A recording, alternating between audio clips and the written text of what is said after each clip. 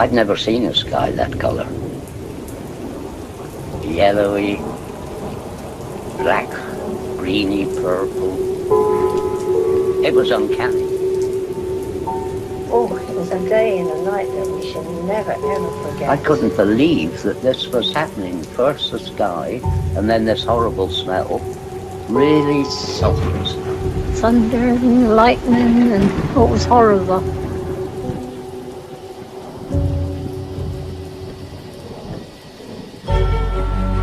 We're in very great danger from the pollution that's coming down over us.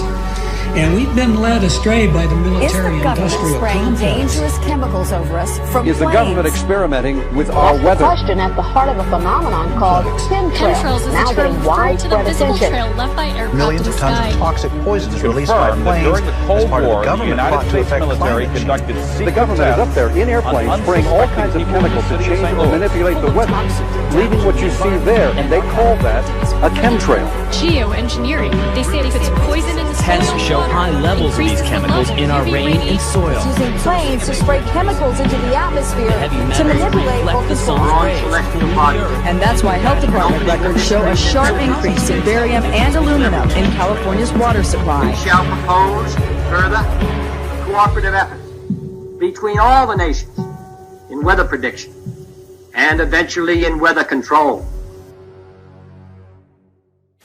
The Army's need to know more and more about weather that surrounds this planet is a vital part of the expanded research program of atomic weapons. We all talk about the weather. The Army is doing something about the weather.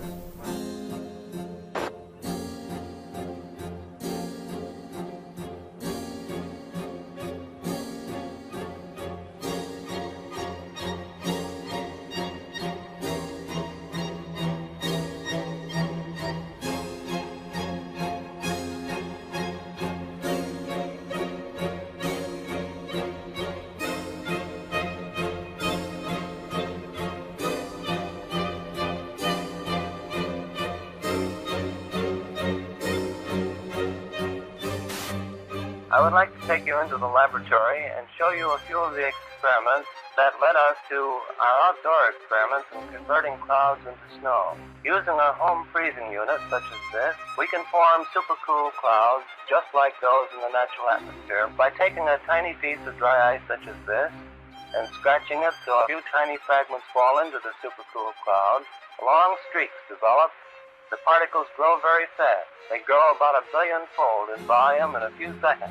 Many millions of snow crystals form, and we get the same effect as is produced by dry ice. Dry ice is not particularly important as far as the fact that it's CO2.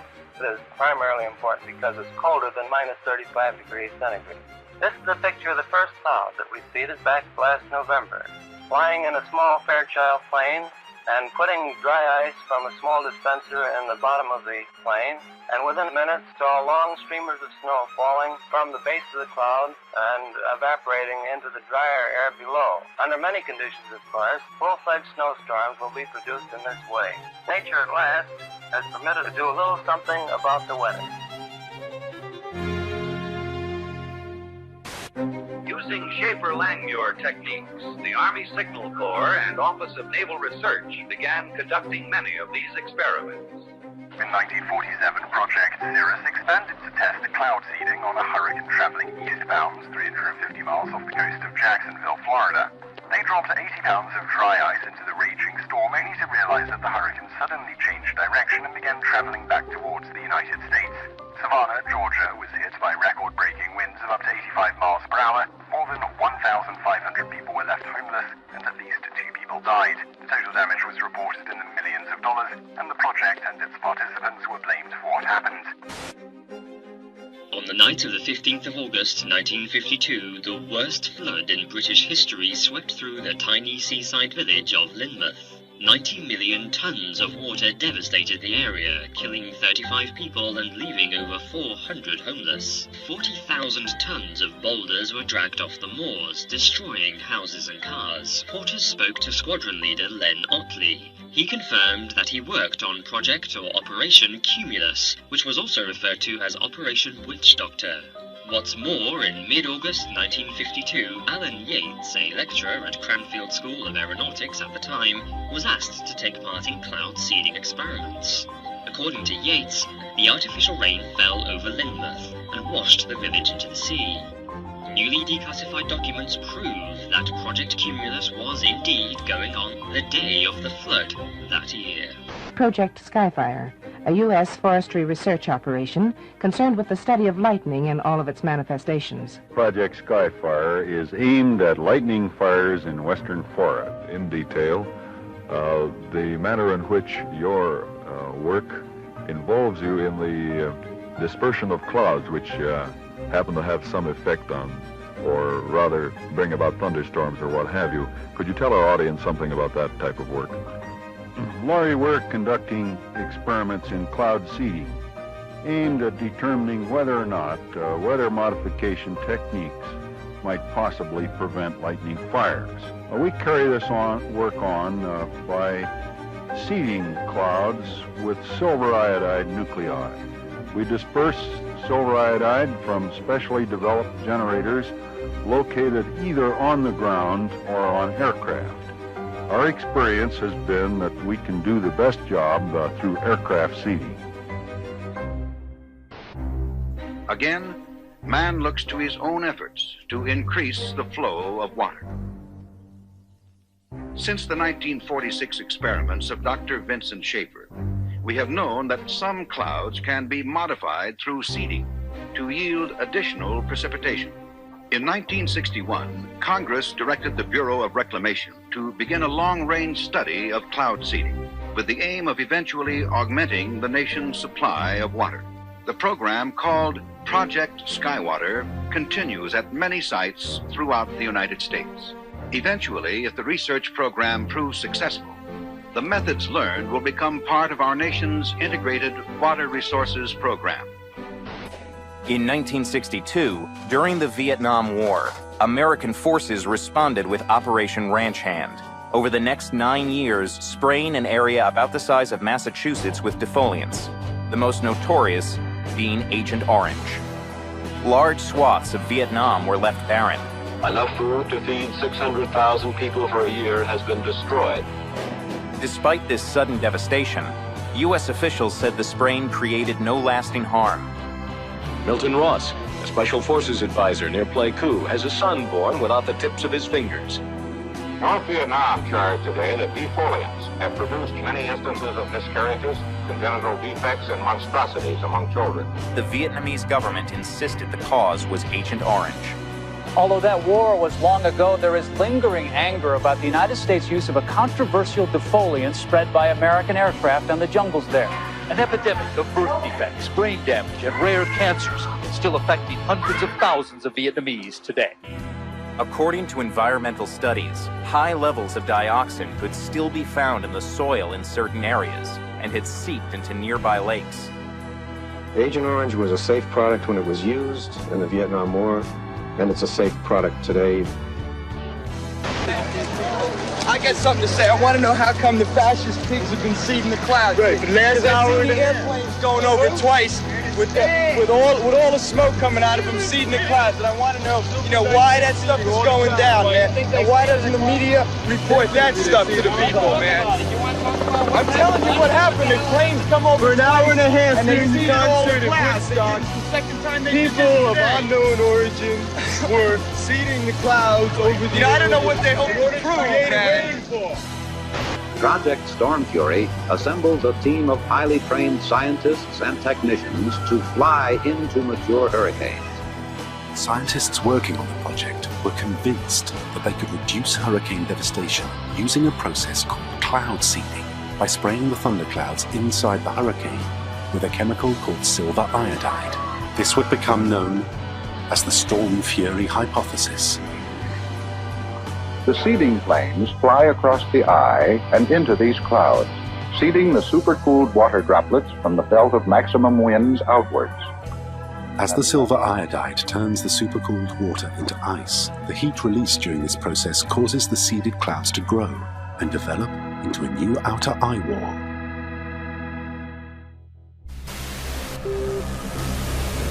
At that time, the United States Army were in Vietnam. Pierre Saint-Amand was part of the team assembled in a top-secret cloud seeding operation known simply as Project Popeye. In May 1967, as monsoon clouds developed over the Ho Chi Minh Trail, Armand and his team put their new weapon to the test. We ejected the material so that it fell into the growing part of the cloud, and it rained very heavily out of it, and everybody was convinced with that one experiment that we had done enough. Project Popeye had opened the door to a new and dangerous type of warfare. Some said, if you control the weather, you can control the world. Military planners imagined loading the clouds with radiological, biological, or chemical agents and having them rain on demand. They could attack your enemy using the weather, but deny ever doing so. Allegations were made that cloud seeding had not only made jungle paths impossible, it had also killed thousands of innocent people. But this didn't stop governments from continuing to explore ways of modifying the weather, sometimes for highly questionable purposes. And that message calls for new frontiers, new visions. It calls for us taking the steps now that will make us no longer second in space and in science. It lays the predicate and the foundation for the development of a weather satellite that will permit man to determine the world's cloud layer and ultimately to control the weather, and he who controls the weather will control the world. It lays the steps that's necessary to provide a nuclear rocket that will produce benefits that are so unlimited that I couldn't tell you about them if I had all that. July 1976. Strange, unexplained blackouts in worldwide communications plague the globe and are covertly transmitting extremely low-frequency waves, otherwise known as ELF waves. It's called the Russian woodpecker because it was essentially that sort of clicking, pecking sound. In 1982, a report by Pentagon researcher El Ponte alleges the Russian woodpecker signal is actually creating layers of artificial ionization in the upper atmosphere, which means it could have been bending the jet stream and altering global wind patterns. There's been a lot of research in military labs over what you can do with putting radio waves into the atmosphere. Some of the research indicates that one can move the jet stream around and thus induce weather conditions. It's no coincidence that the United States began building its own mysterious array of antennas. HAARP is the High Frequency Active Auroral Research Project, originally a joint effort of the Air Force and Navy in cooperation with a number of academic institutions. Of 180 antennas, approximately 72 feet tall, linked together to function as one giant steerable antenna. Steerable because it can aim millions of watts of ELF waves into one tiny patch of the atmosphere. HAARP is one of several ELF wave transmitters located all over the globe. Working in tandem, these transmitters alter the weather anywhere in the world, potentially changing the jet stream's course entirely. The intense energy being beamed into the sky by HAARP sends pulses of ELF waves into the ionosphere. The waves get reflected back down and pass through the earth and ocean. But HAARP's startling potential doesn't end there. It's linked to a strange phenomena occurring in our skies. On clear days, you can often see long white lines being traced high in the sky. They are contrails of jet aircraft, actually long, slender clouds. Weathermen are finding them especially fascinating because a theory is being developed that those long white lines may be changing our weather for the better. Details from Roger O'Neill. The exhaust from jet engines, usually seen as long, thin trails of white clouds behind high-flying jet airplanes, may be a big reason why there are 30 fewer days of sunshine a year in the Midwest now than there were in 1900. The daily range between high and low temperatures has also narrowed. In the absence of natural clouds, given the correct atmospheric conditions, The researchers may be able to use jets on purpose to change our weather. Roger O'Neill, NBC News, Champaign, Illinois. And finally, a federal report today predicted possible catastrophic warming of the Earth by the 1990s with a strong climate change. Hurricane Gloria is moving on the East Coast tonight like a monster out of a science fiction film. 3,000 homes went underwater, and of those, almost 900 were destroyed. From 1987 through 1992, California experienced the most severe drought in the state's history.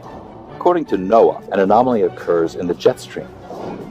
The winds appear to change direction, blowing east to west instead of west to east, indicating the jet stream coming into the west is suddenly much weaker than normal, causing a drought. By 1995, the jet stream returns to normal. Here there were huge problems with flooding, intersections and parking lots underwater, homes threatened, people trapped in the river that you see out here behind me, forcing those dramatic rescues. This U.S. Air Force report graphically outlines the military's desire to exploit and manipulate the weather for the purposes of war by the year 2025. According to one of the most harrowing lines in this report, quote, "Weather modification is a force multiplier with tremendous power that could be exploited across the full spectrum of war-fighting environments."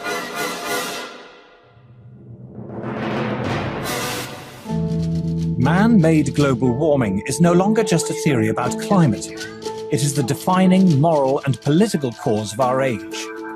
It is presented in the media as having the stamp of authority of an impressive international organization, From the IPCC, the United Nations Intergovernmental Panel on Climate Change, or IPCC. I've often heard it said that there is a consensus of thousands of scientists on the global warming issue and that humans are causing a catastrophic change to the climate system. Well, I am one scientist, and there are many that simply think that is not true. The final conclusions are politically driven. This claim that the IPCC is the world's top 1,500 or 2,500 scientists, you look at the bibliographies of the people and it's simply not true. There are quite a number of non-scientists. And to build the number up to 2,500, they have to start taking reviewers and government people and so on, anyone who ever came close to them. And none of them are asked to agree. Many of them disagree. Those people who are specialists but don't agree with the polemic and resign, there have been a number that I know of. They are simply put on the author list and become part of this 2,500 of the world's top scientists. People have decided you have to convince other people that since no scientist disagrees, you shouldn't disagree either. Climate scientists need there to be a problem in order to get funding. We have a vested interest in creating panic because then money will flow to climate science. It's become a great industry in itself. And if the whole global warming farrago collapsed, there'd be an awful lot of people out of jobs and looking for work. There's one thing you shouldn't say, and that is, this might not be a problem. If you go to page 119 of the president's budget, he's anticipating generating $646 billion in new tax revenue from this bill. So clearly the president expects this bill to generate $646 billion in new taxes that even his own budget director has said would be passed on to consumers. Well, you must have been listening to our testimony that we've had for the last few days with dozens of experts that have come in who have given completely different views. Well, I would encourage you to go back and look at the testimony this committee's heard. We're talking about that can export millions of jobs out of our economy, out of our country, and testimony's been given just to those numbers. And so we're talking about a serious consequence that there would be on this country. The carbon would be emitted, but it would be emitted in China and India, and the jobs would go to China and India. Do you want to man-made global warming pollution causes global warming. It's my understanding that back in 1997, when you were vice president, Enron's CEO, Ken Lay, was involved in discussions with you at the White House about helping develop this type of policy, this trading scheme. And is that accurate? Is it inaccurate? It's been reported. I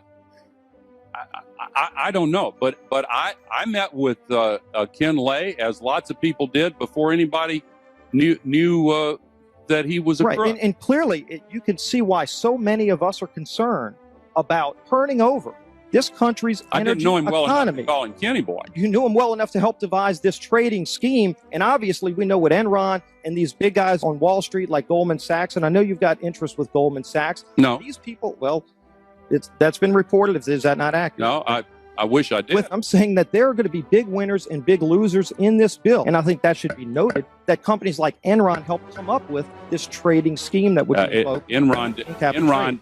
I don't know if this is true or not, that some scientists are trying to figure out a way to block the sun to try to slow down global warming.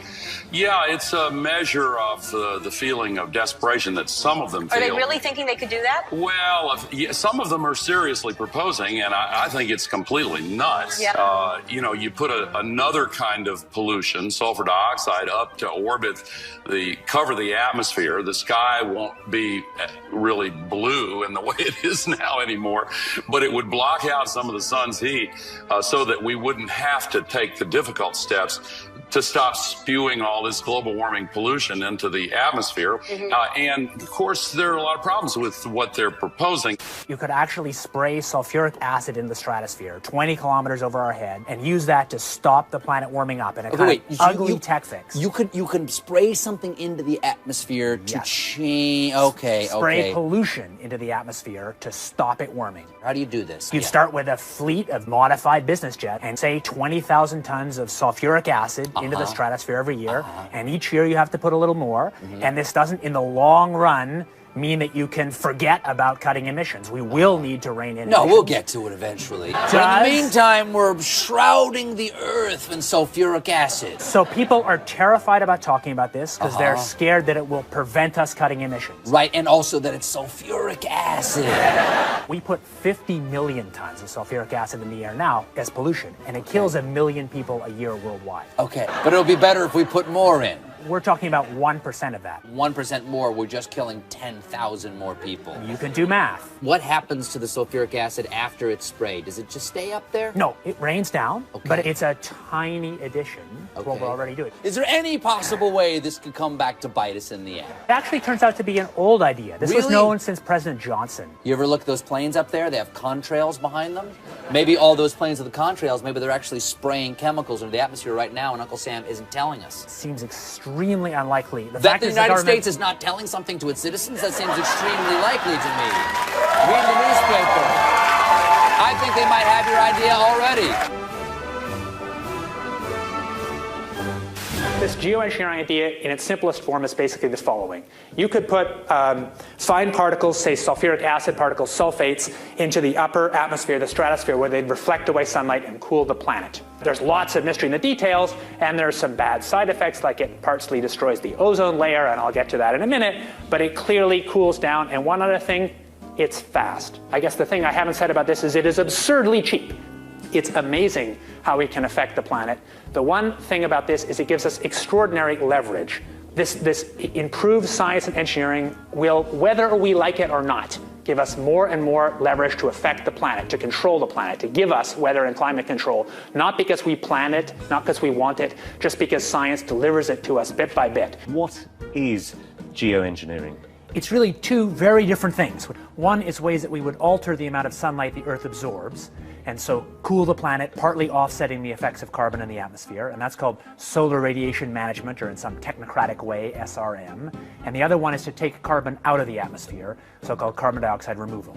Before we get on to solar radiation management, let me ask you about the carbon dioxide removal.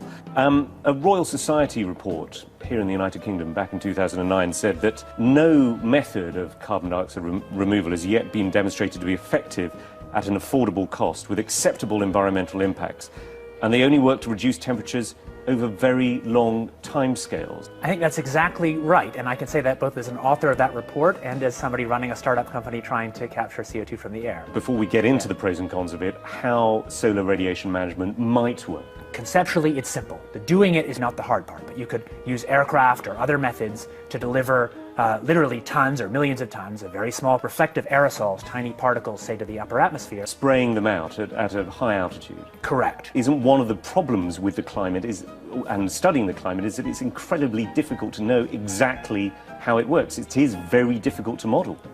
Sure, it's impossible to know exactly, but you can still learn a lot. So we actually ran a survey almost a year ago now that took data, high quality data, from 1,000 people in the UK, Canada, and the US to try and understand public support for research on these technologies and what kind of political leanings influence people's decision to be for or against.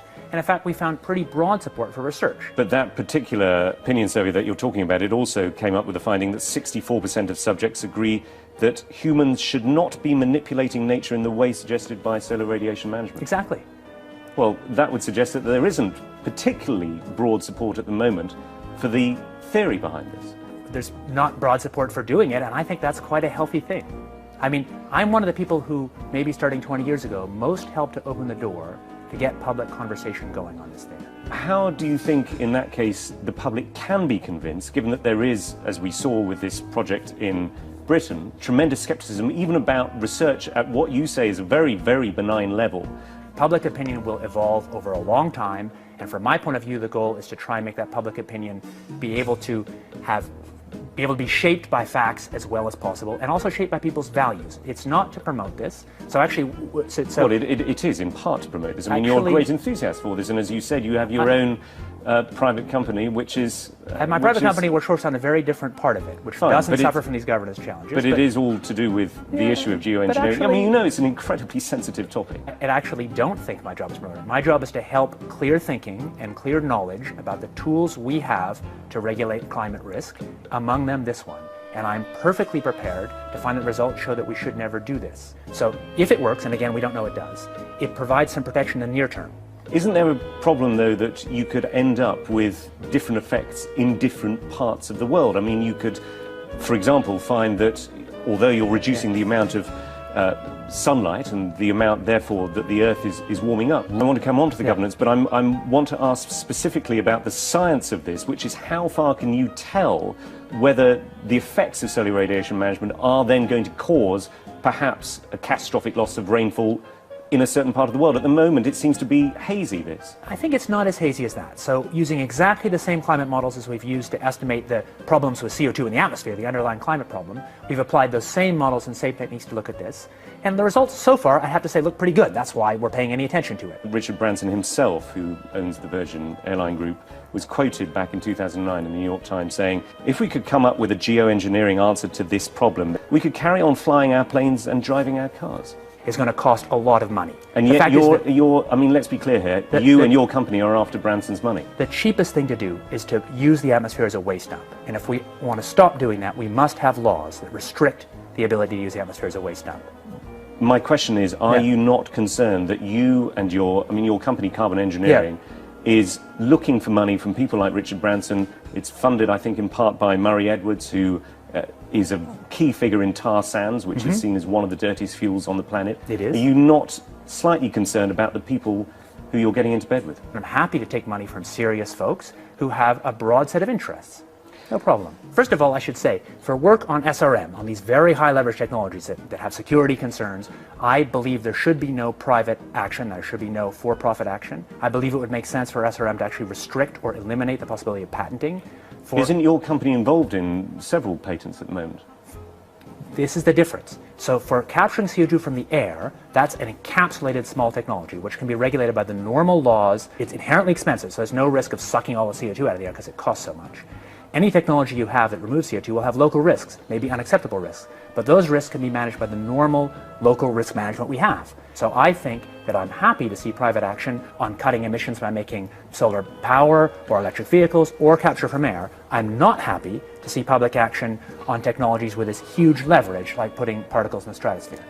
I'll tell you a little bit about some new work we've been doing, thinking about how you actually might put aerosols in the stratosphere. The novel method we've been thinking about, or it's not novel at all, it's actually exactly what happens from aircraft contrails, is that we put a condensable a few megatons a year of sulfur would be enough to produce sort of 4 watts per square meter radiative forcing directly out of the back of an aircraft. There's a huge literature in the nanofabrication world about making fine particles from low vapor pressure gas, and there's nothing very hard in terms of aircraft engineering. If you go to aircraft engineers, and we've done this, they say that would be easy, we could do this if you want us to. We've mostly thought about sulfur, and there's a lot of good reasons to think about sulfur, because sulfur's what nature does, at least in this version of the model. Is if you put sulfur in continuously, you actually get a remarkably ineffective result. Nevertheless, there might be some good reasons to think about alumina. The big deal really is that alumina has 4 times the volumetric rate as sulfur, but roughly 16 times less the coagulation rate, so you could get away, we think, with much smaller mass flow. The little picture is from a nanofabrication study,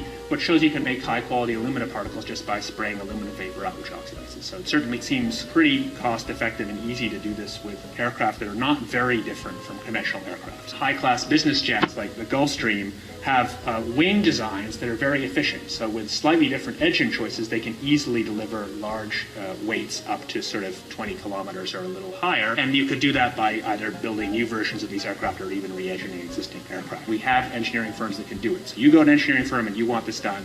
They don't say this is hard or unusual. They say, okay, yes, we could do it.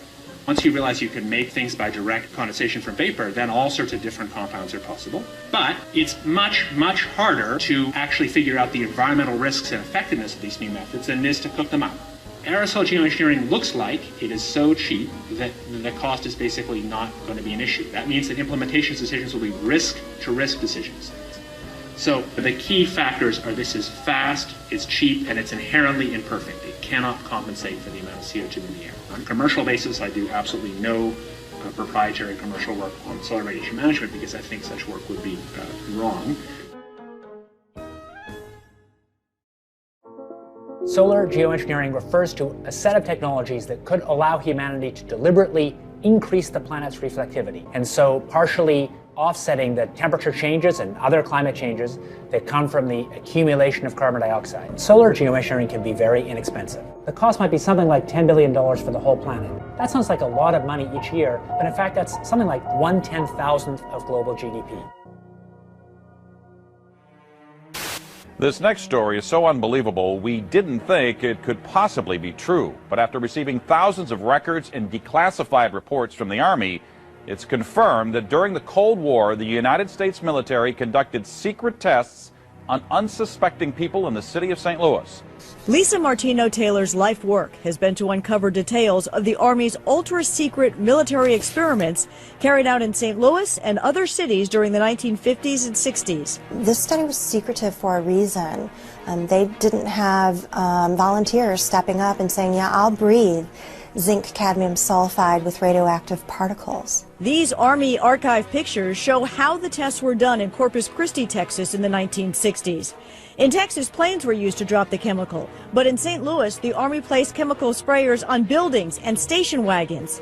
City officials were kept in the dark about the tests.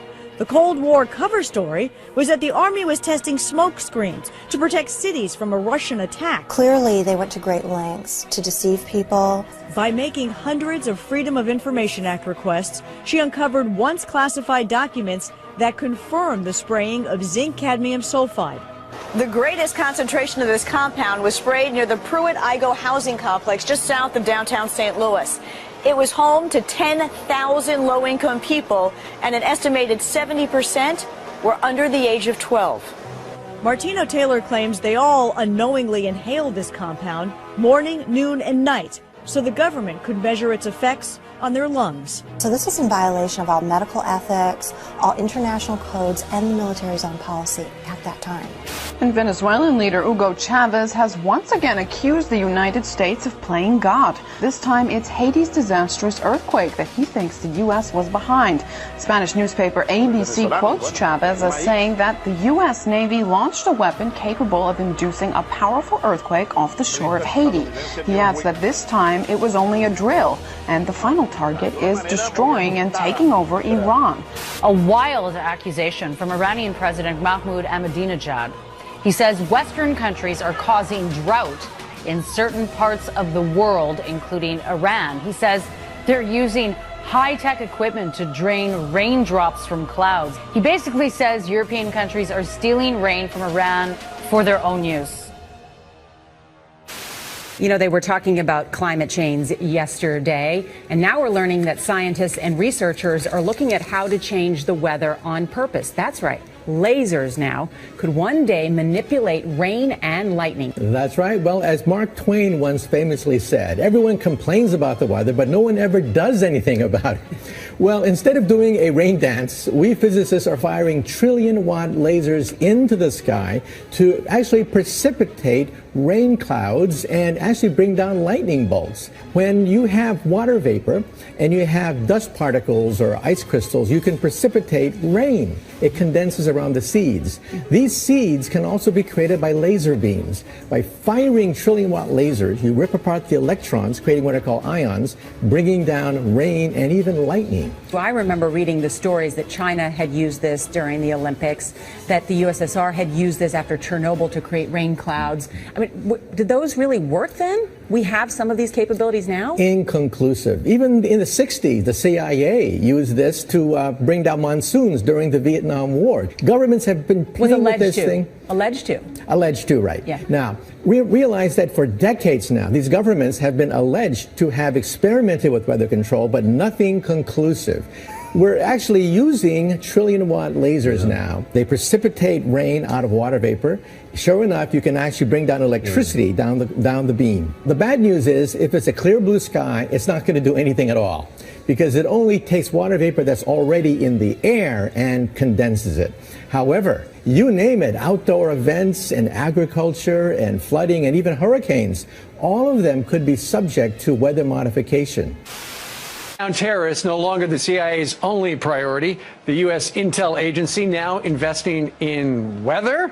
Well, they're looking into something called climate engineering or geoengineering, which is a way to manipulate the climate to mitigate the effects of global warming. And they think that maybe this might pose a national security threat in the form of exacerbating water shortages or causing more regional instability in places like Darfur or in India-Pakistan region, in the Kashmir region. So they want to find ways of mitigating climate change, and they're investigating, are there possible ways of doing that? Scientists have been researching this have been thinking about this for quite. And another way would be to possibly bring down carbon dioxide out of the atmosphere in a process called carbon capture and storage. They're basically funding research by the National Academy of Sciences. Okay, so the CIA is not trying to control the weather. We've tried that before and it doesn't really work, but they're trying to impact climate change. They want to have a lot of tools in the arsenal in case climate change is as bad as some scientists believe it is. They want to have a way of mitigating it. You told one of our producers at this point it's pretty doubtful this is a viable terror threat right now.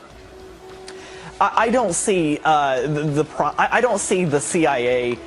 Yeah, I don't think that it's going to be an immediate threat. It's definitely something that's going to be a long-term, decades down the line sort of thing. Well, there you go. Another example is the array of technologies, often referred to collectively as geoengineering. One that has gained my personal attention is stratospheric aerosol injection, or SAI, a method of seeding the stratosphere with particles that can help reflect the sun's heat in much the same way that volcanic eruptions do. An SAI program could limit global temperature increases, reducing some risks associated with higher temperatures and providing the world economy additional time to transition from fossil fuels. This process is also relatively inexpensive. The National Research Council estimates that a fully deployed SAI program would cost about $10 billion yearly. Now, I could go on and on and on and on about the things that fascinate me, but rather than talk about them, I thought I'd stop here. Thank you, Senator. The Air Force has gotten great value out of HAARP in the past. We took over from the Navy and managed it and actually did a number of experiment campaigns up there and have finished our work that we're interested in doing up there. We've moving on to other ways of managing the ionosphere, which the HAARP was really designed to do, was to inject energy into the ionosphere, be able to actually control it. But that work has been completed. The Air Force has maintained the site for other government agencies to use for several years now. And with DARPA completing their project, that's our last government customer that we have in the site. We have put out a call for other agencies that had interest in managing the site or taking it over, and including going out to academia.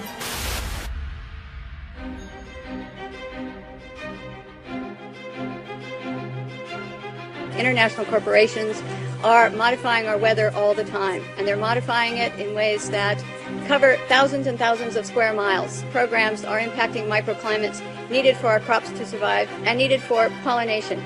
The other issue is that a lot of times we're talking about mitigation for climate change. It's rather an undefined term at this period of time.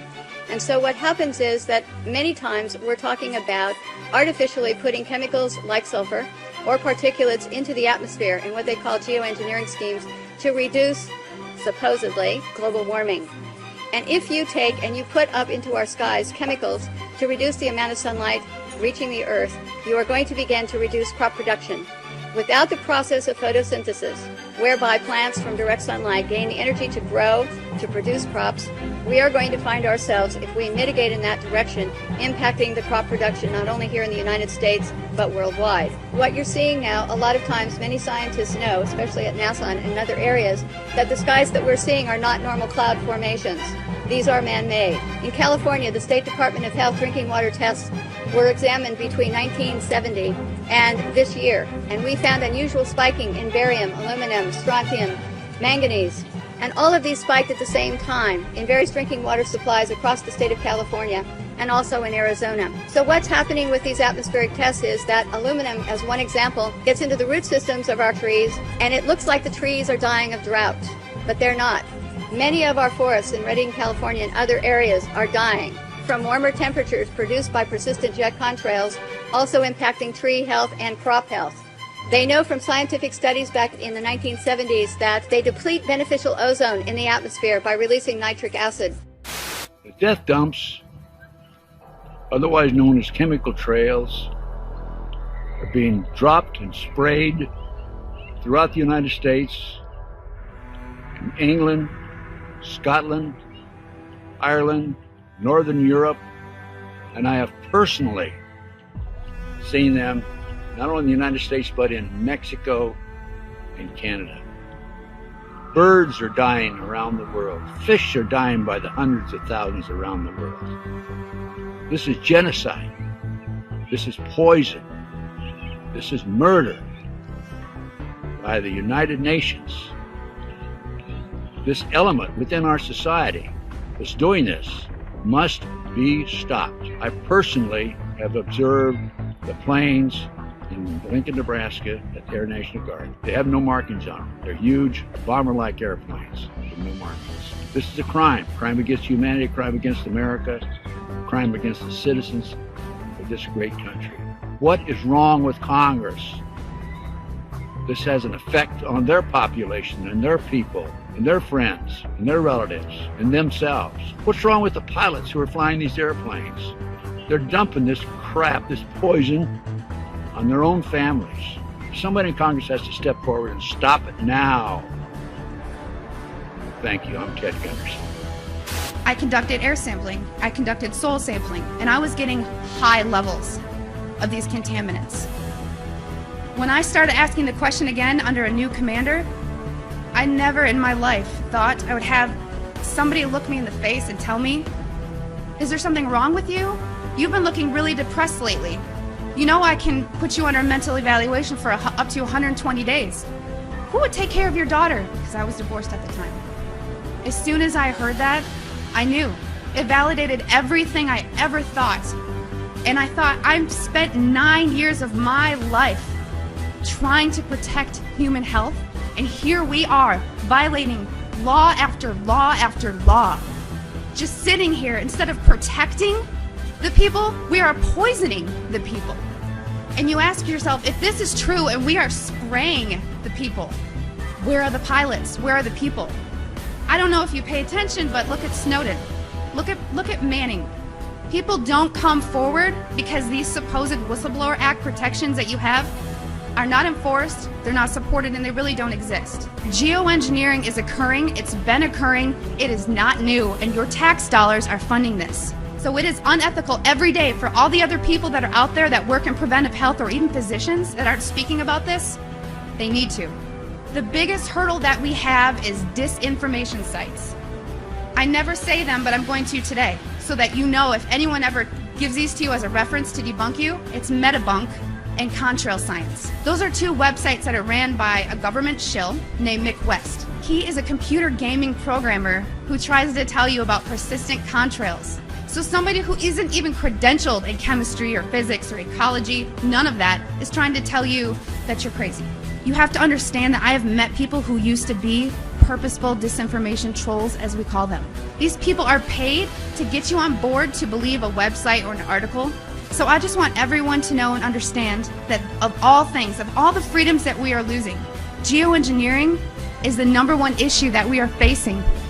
Because you can have guns and money and you can have everything. If you don't have food and water and you are dying of respiratory or neurological illnesses, what does it matter? So you've heard about vaccines and you'll hear, about smart meters and you'll hear about other issues. These are all systemic effects. We are getting overexposed to toxins.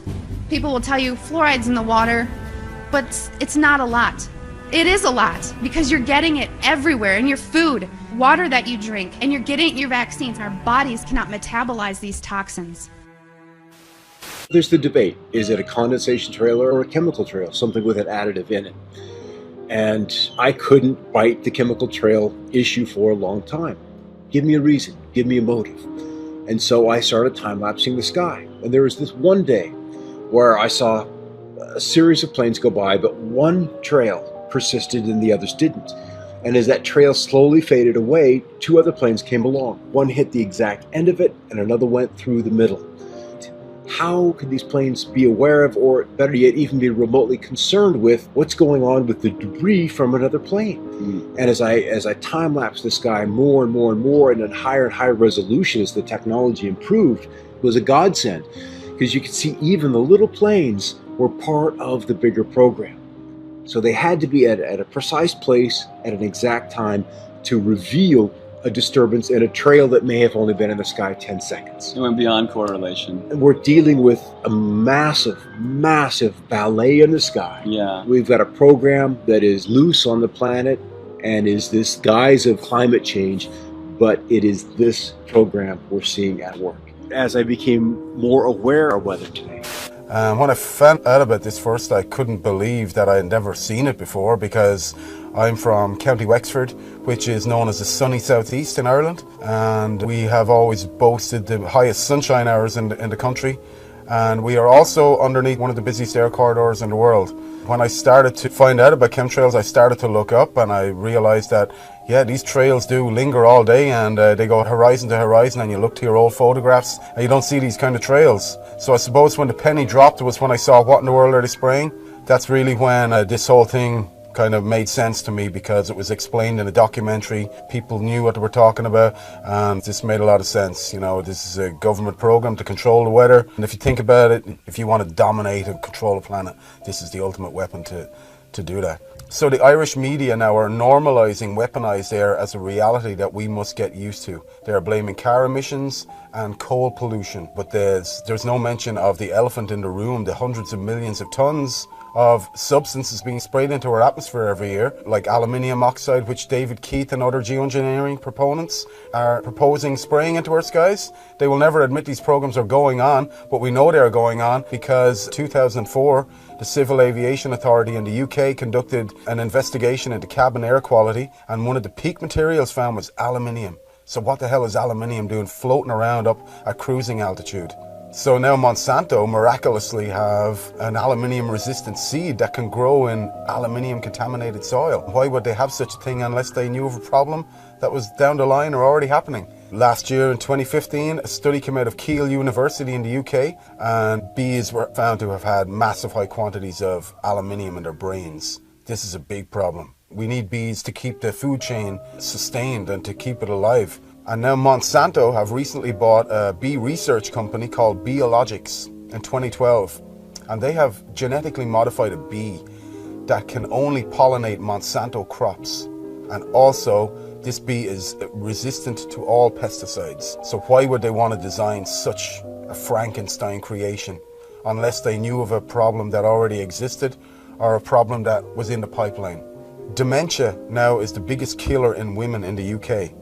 And what's the main cause of dementia? Aluminium accumulation in the brain cells. We are in the fight of our lives. All sources needed for life to exist are under direct attack from these programs. Oxygen, sunlight and water. Once you know about this, you have a duty of care to get involved. As a caretaker of this planet, we must all come together to stop these programs because we can do it. Once you find out this is going on, you understand that the air you breathe is being compromised. Things don't get any worse than that. You're standing at the end of the plank, what else do? You got to take action, otherwise you are condoning what's going on. Silence is compliance. So we got to speak out. We spend a lot of time outside looking up at the sky, and not a lot of people do that anymore.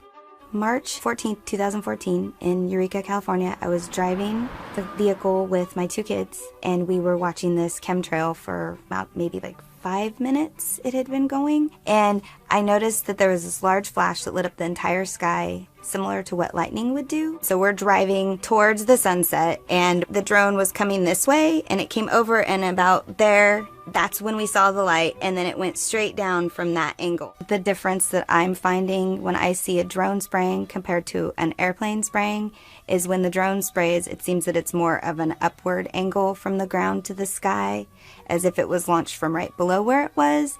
And with the plane sprayers, it seems like they go from one side of the horizon to the other side. The reason that the people probably stand on the sidelines is because, you know, they don't really want to stand out. And I don't mind standing out. That's part of my personality since forever.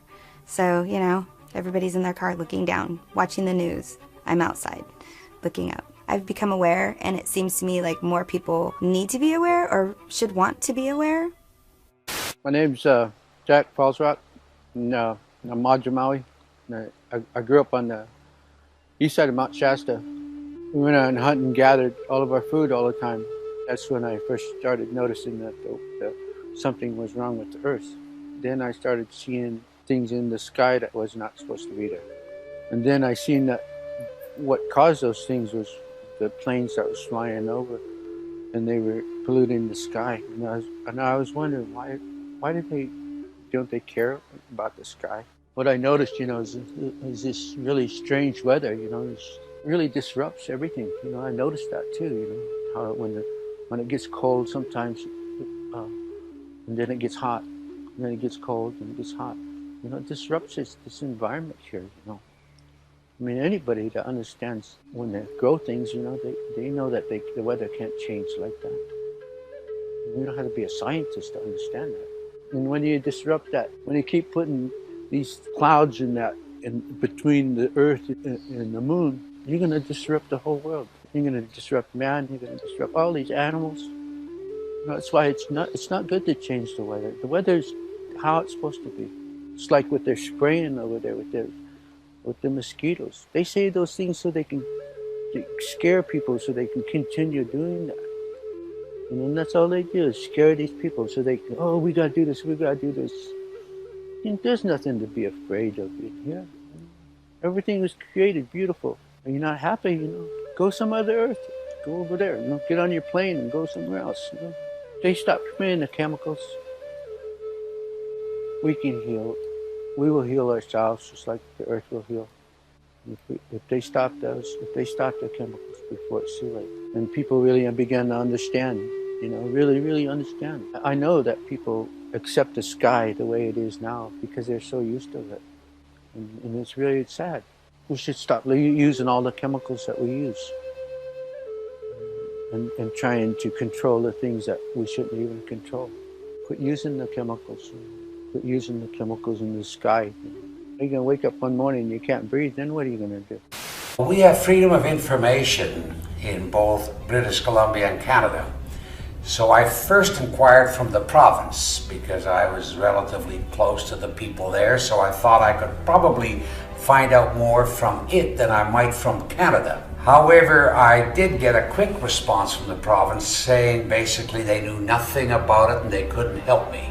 It took a long time for me to get a response from the federal government. I requested the information through the Freedom of Information legislation in about 2013, I think it was.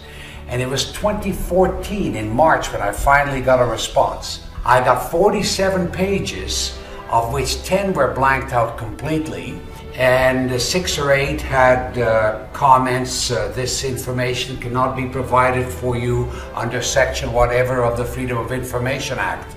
So I didn't get all the information. There's a lot out there that they haven't told us, but they told me enough that barium, strontium, all of that, and the effects, of course, we're feeling here as well. It's recognized in a report from the federal government, Canada, that this will affect geoengineering, as they call it, chemtrails, solar radiation, whatever you want to call it, will affect climate. It's reflecting back the sunlight.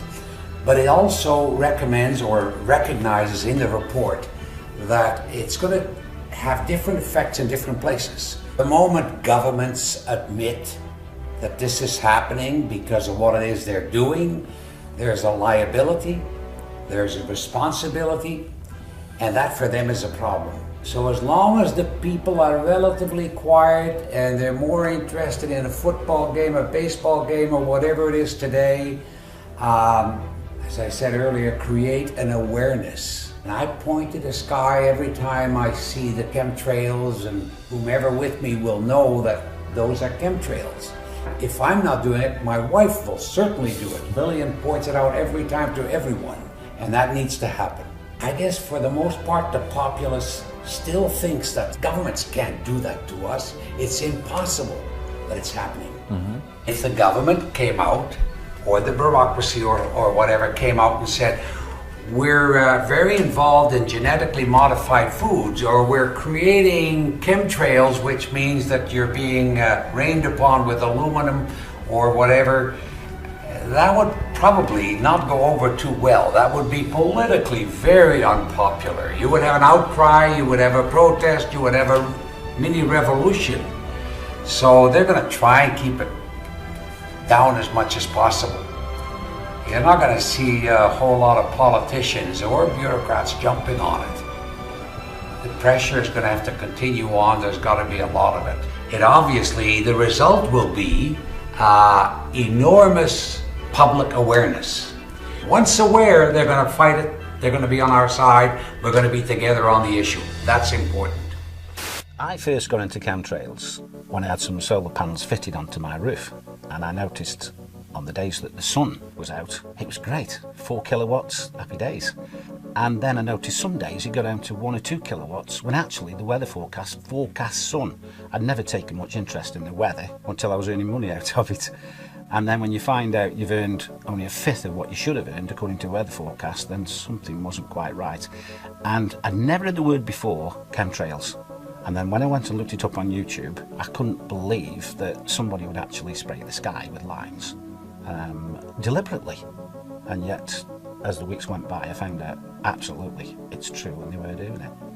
And it was costing me money. There's other subjects that have come along in the meantime when I thought, is there anything that could be done to stop this? And having found other subjects, people like Wilhelm Reich's name was coming up, and even later Tesla. Wilhelm Reich, very, very clever person in as much that he realised there's an energy in life that's very, very powerful and important and is related to good health. And after many years of investigation, he found out there was some fantastic properties to this, and he called it orgon, which is related to ether. Other people came along, people like Trevor Constable, who looked at generating and changing the weather with certain pieces of equipment. And this isn't the use of chemicals, this is actually the use of equipment which reacts with ether, and it's perfectly 100% natural. Wilhelm Reich actually found out there was amazing cures with ether, and one of them was cancer. He actually cured the people that the hospitals discarded and put them on the scrap heap basically and says we can't cure you. And Wilhelm Reich virtually cured every single one of them. He understood what ether was about. And how we found out about the cancer is that when you change the frequencies of DNA, the DNA loses all its instructions.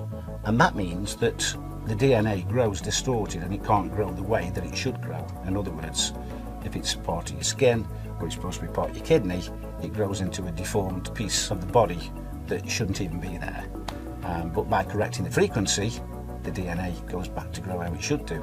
And that's one of the amazing things he was working on.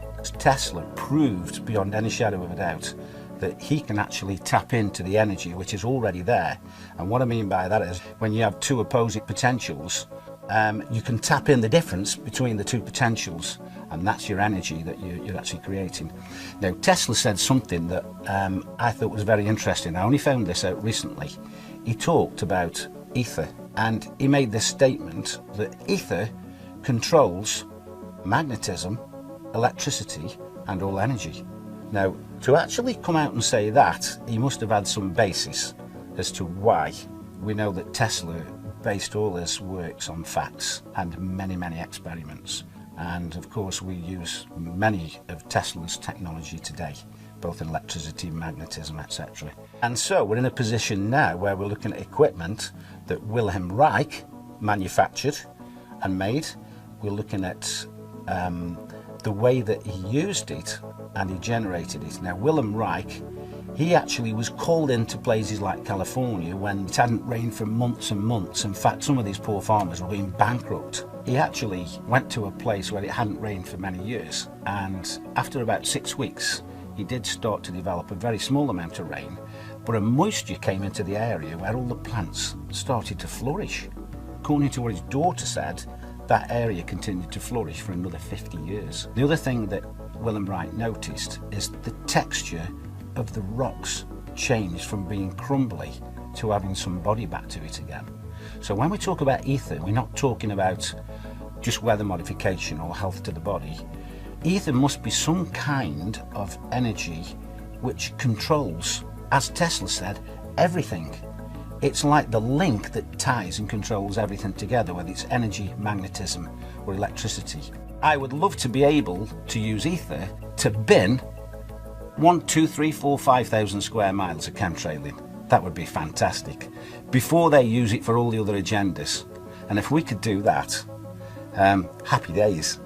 Because that's what a lot of people are looking forward to. A day where all this crap is not in their control anymore.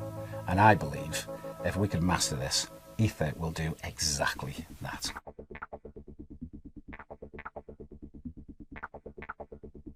Tonight we're going to talk about this. We're going to talk about the sickness behavior. We're going to talk about why people are having these problems. We're going to talk about how the trails are affecting us, because they are now. There's no doubt. Even the EPA said so. They just made mention of it about, a couple months ago, actually, last summer. They admitted it. The EPA said it's affecting you. 888-673-3700. That's 888-673-3700. I'm Clay Lewis. Listen to Ground Zero, and we'll be back. In the United Kingdom, they just published their mortality statistics for 2016. And you'd expect, okay, what's top 3? Cancer, heart attack, stroke. Always has been. Number 1, dementia. Number 1. Which of course includes Alzheimer's, which is caused by aluminum. They found carbon nanotubes in Parisian lungs. In Turin, half of the children had severe DNA damage from nanoparticulates. And there's a study that came out recently showing how nanoparticles interfere with the nuts and bolts of the internal workings of your cells and cause rheumatoid arthritis, which is just one of the very many autoimmune diseases we're all coming down with. We don't need any more evidence. We need to get this out into the public consciousness and say, oh, hell no. I wanted to let you know that there was a study that was released back in the summer of 2016, the Environmental Protection Agency. They declared that emissions from jet engines endanger the health of human beings and the environment. They pointed out they were investigating the possibility that the particulate, the aluminum and barium that we talk about in the trails, is creating dementia. For older women, breathing air that is heavily polluted by metals and other sources of fine particulates nearly doubles the likelihood of developing dementia, and the cognitive effects of air pollution are dramatically more pronounced in women who carry a genetic variant known as APOE, that's APOE-E4, which puts them at higher risk for developing Alzheimer's disease. There are so many things going on, and it's because these nanoparticles are disrupting the workings of our cells. Our bodies attack ourselves and it goes nuts. But just concentrating on what's being sprayed is only half the story. The electromagnetic aspect of this is devastating. The Russians were using the woodpecker program back in the 80s. They could change right here. Yeah, because it's very long wavelength. It travels a very long distance. And it's such simple technology. Our body's resonant frequency is 5 hertz. All you have to do is just point that at someone, and if you pick someone up and shake them at 5 times a second, they'll fall apart. There's so much research on the cognitive, physiological, and other effects of electromagnetic radiation on our bodies and our minds. And, put a burrito in the microwave, it does something. You'll often find you just be going about along with your day, and then suddenly, like, bam, you're extremely tired, you just have to sleep. And you'll find a lot of people at the same time will have those things. You'll have people getting similar like muscle spasms in different parts of the body all over the place. I mean, it's full spectrum warfare. I mean, the electromagnetic, the spraying, all these sort of things. In Scotland last year, between 2014 and 2015, the death rate from respiratory failure went up like 14% in 1 year. That's statistically significant. I mean, why aren't they asking, why, is this massive jump? Italy's death rate overall went up 11%.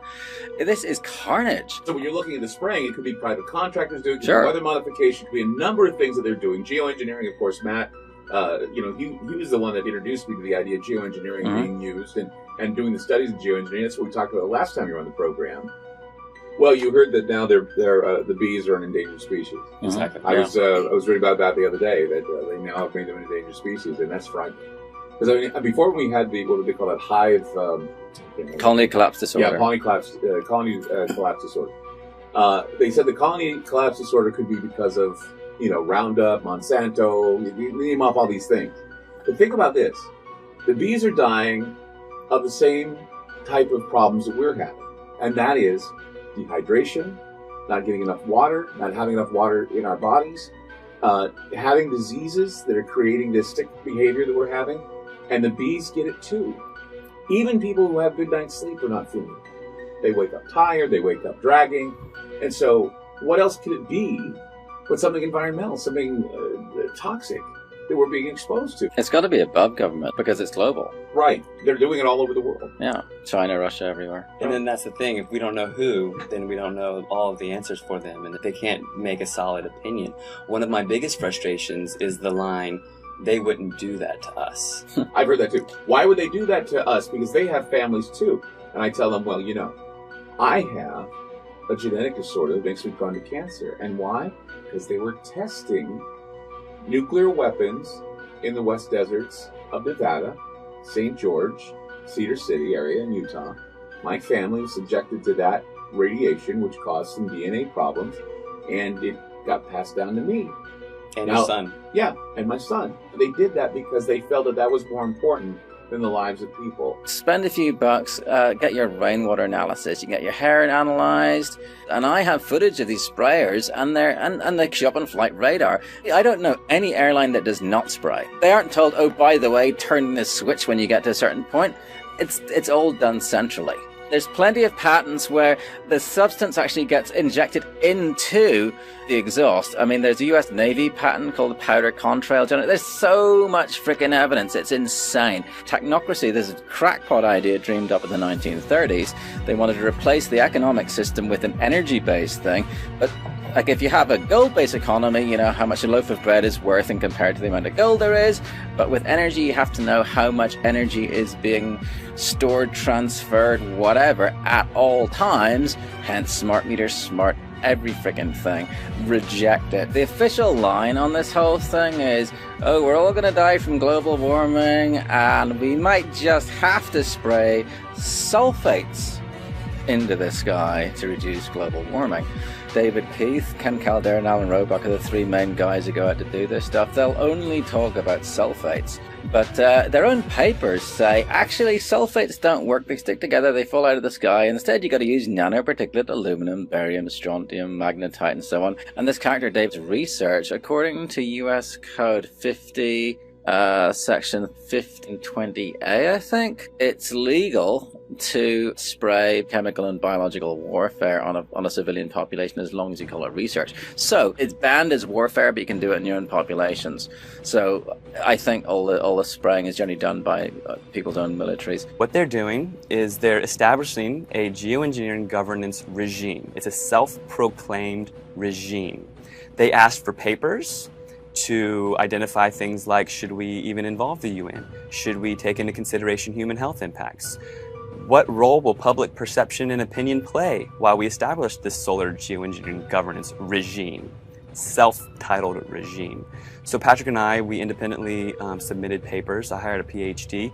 My paper delved into the human rights aspect, that we have the right to environmental decision-making participation.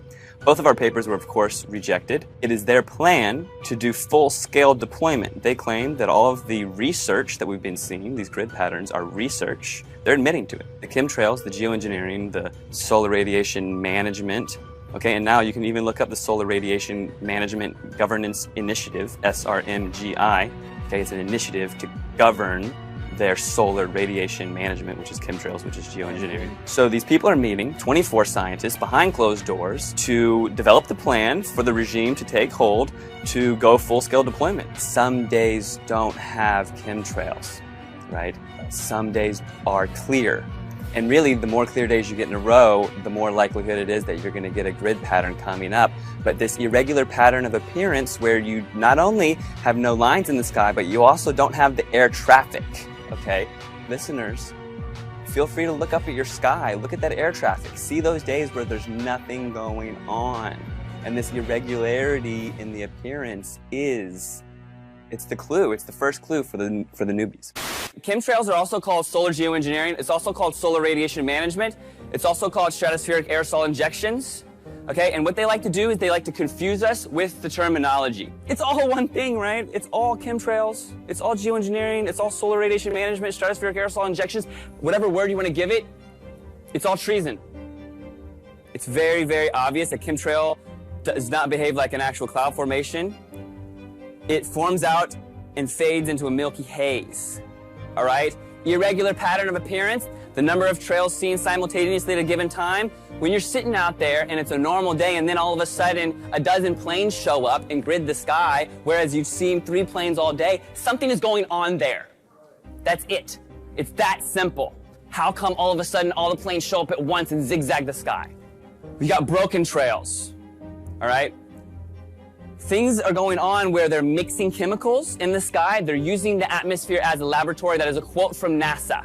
Using the atmosphere as a laboratory. Okay, the exhaust is often coming where the engines are not.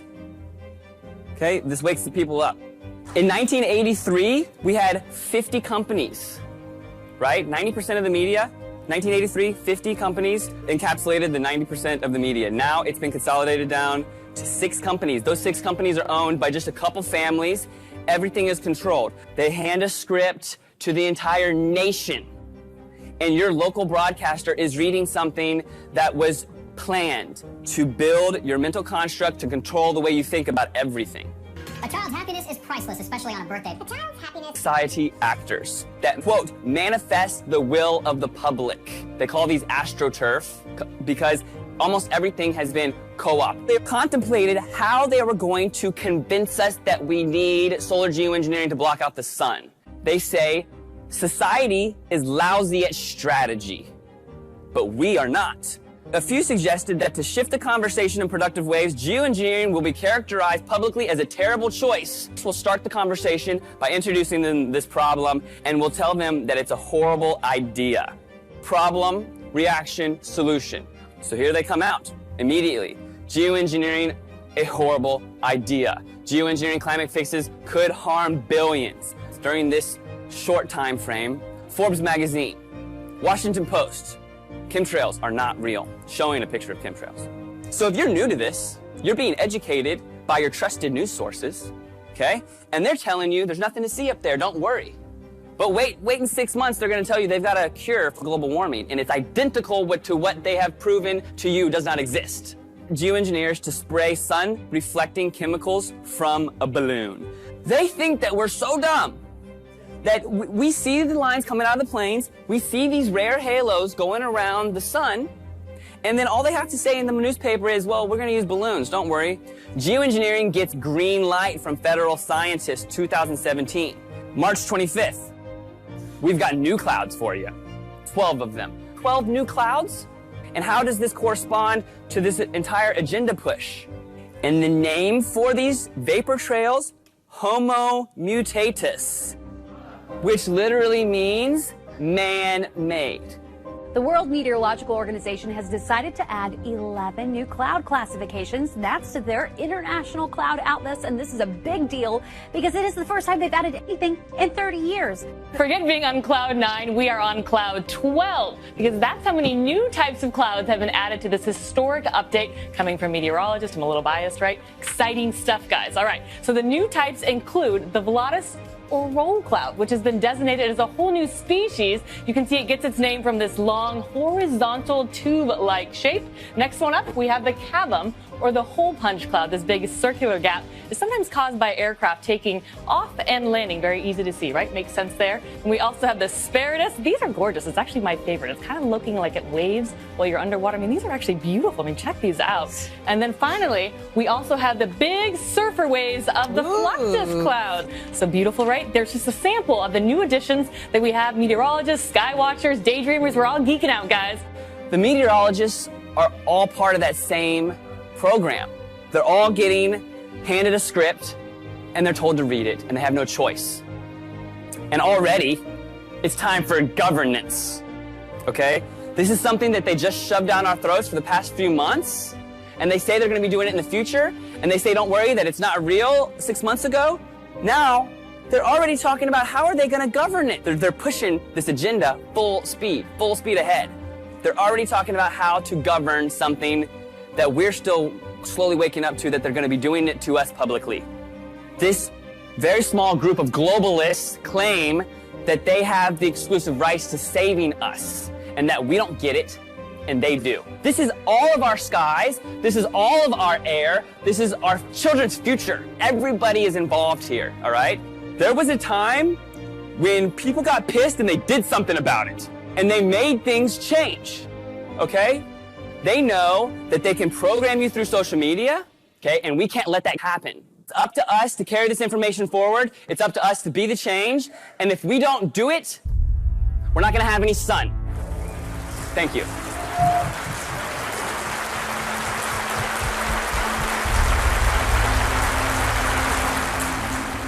For in the final analysis, our most basic common link is that we all inhabit this small planet.